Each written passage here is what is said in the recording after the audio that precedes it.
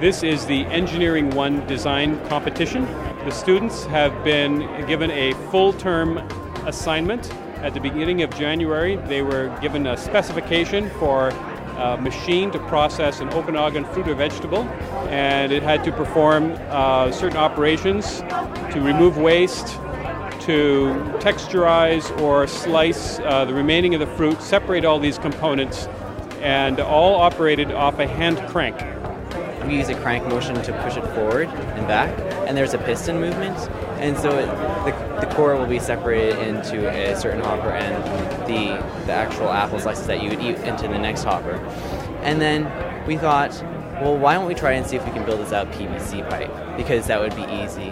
And we made the design and we said, okay, let's go for it. And so that's how we came up with our final design. It was very interesting, very challenging to do.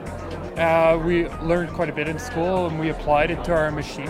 It makes it more fun this way because you get to compete, and when you get to design your own, you get to come and look at everyone else's. And it's kind of neat because we're pretty vague at the beginning, like take a fruit, manipulate it this way, and I don't know, to come around and see everyone else's ideas and you think, oh, I don't know, why didn't we think of that, or that's neat how they thought of that, or how they pulled that off. I don't know, it's neat that way. There's always the usual worries that our machine is suddenly going to fail at the last second, or an unexpected complication will turn up. But I think we're pretty confident that our machine is going to work. I think it's nice to be able to incorporate what we've learned in the school right away. Most other schools have design competitions maybe in their second years, but we have design competitions starting right in our first year, and it's definitely interesting. Seeing all the other groups' projects, it's definitely exciting. There's a lot of different groups that are doing different fruits, and it might be a bit more complicated than ours, but that's just more stuff that have the possibility to go wrong. Ours, we went for simplicity, and hopefully it'll just be sturdy and work and do its job. The biggest challenge was to align the machine so that it would work properly.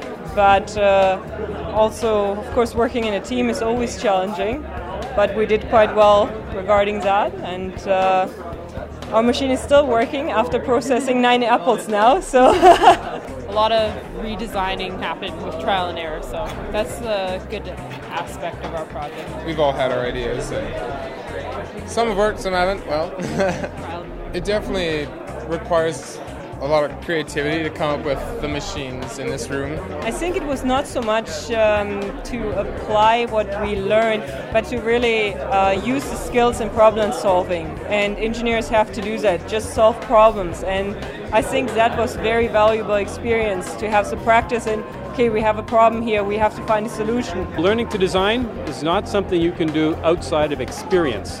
So this gives them some experience here at university right from the beginning.